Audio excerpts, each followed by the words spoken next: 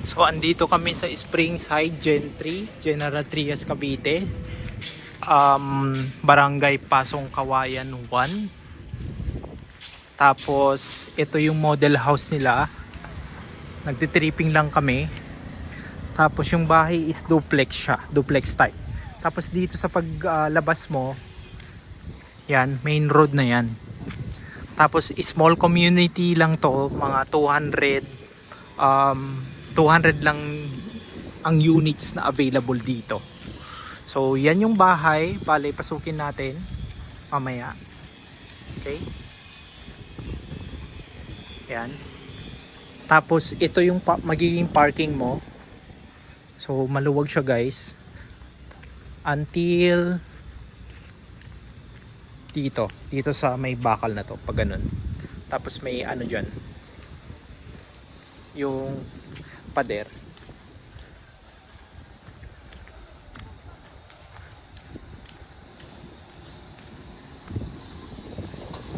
Yan.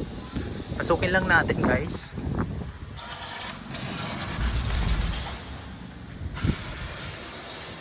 Bale, ganito po. Bale, ito yung sala. Tapos yung tiles is 40 by 40. Pero pagka turnover daw, ang sabi is 60 by 60 yung tiles. Tapos kulay gray. Gray na may pagka-white. Yan. Bale, complete turnover siya. May sliding window. Yan. Pwede nyong ilagay dito yung TV, yung yung sofa. Tapos ito yung dining. Dito magiging dining area nyo. Tapos yung kitchen. Yan. So ano siya guys, high ceiling siya. Tapos dito naman is CR. Okay. So yung CR nya guys is dalawa. Bale dito sa baba tapos dun sa taas. Bale sa taas is 3 bedrooms. Tapos ito naman bale wala lang siyang built-in cabinets. Pero may ano na siya guys, may lababo na. Tapos yan, paglagay niya ng mga pinggan. Tapos dito sa likod, itong door pala na to is kahoy lang siya. Ayan. So may maluwag pa dito sa likod guys. Meron kayong kung gusto nyo mag dito, dirty kitchen, pwede kayong magpatayo dito. Ayan.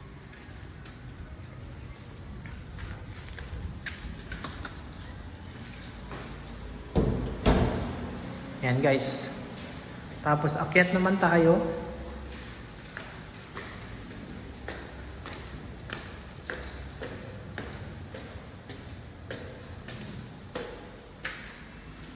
Yan, bali may bintana din dito. Tapos ito yung first bedroom. Ayan, may ilaw na din.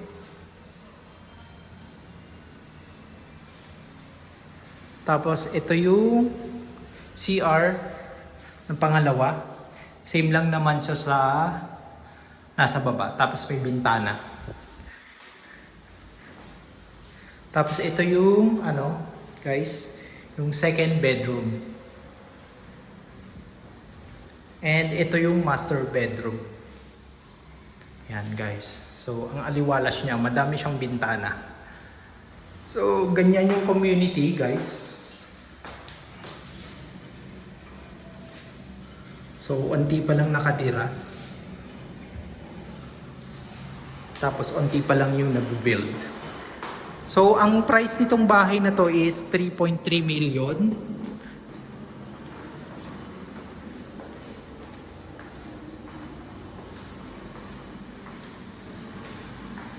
Yan, guys.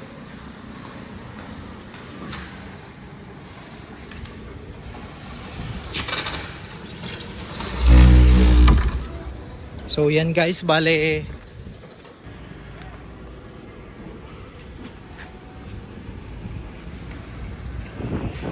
mga ganong katagal po? Siguro between 4 to 6 months. 4 to 6 months. Tapos after ba nung DP, ano ba? Start na ng pag... Hindi pa po. Kasi papayad pa kayo sa pag-ibig muna. Hindi. Pagkatapos ng down payment, gagawin pa lang yung house. Pag constructed na yung house, saka pa lang siya ipapayad sa pag-ibig. Ito ba yung sinasabi mong jack built? Ito yung mismong material natin. Yung hollow blocks. Ito T-joist to, sir. Ito yung nilalagay sa second floor. Okay. Tapos nilalagyan ng arc, tapos binubuhusan. Okay.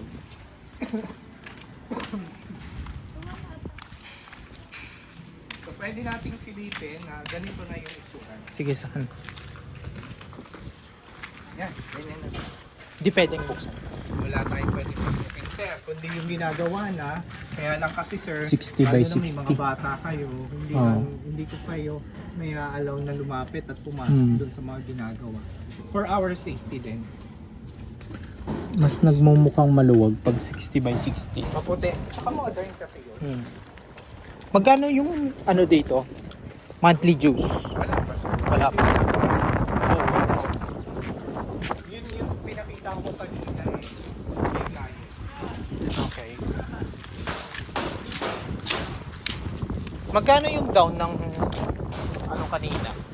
Yung nauna? 3.3 lang yung price. Yung sinend ko sa iyo, diba? Yun pa rin. 36K per month. Jump bill.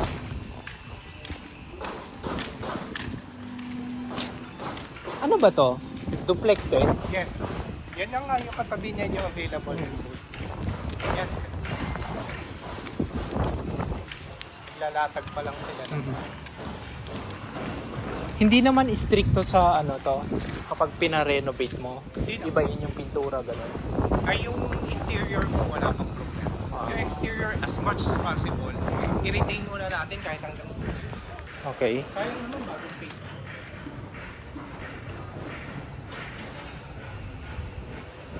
Sige. Tapos puntahan natin, picturean ko yung ano, yung pinapasada. Hindi, para lang ano. So, yan guys, pag-isipan namin tong bahay na to kung kukunin namin or hindi. Kasi maganda naman siya tapos pasok sa budget namin. Okay? So, that's all for my video. Don't forget to like and subscribe my channel. Don't forget to like and subscribe to my channel. Again, this is Cheyano and I will see you again next time. Bye!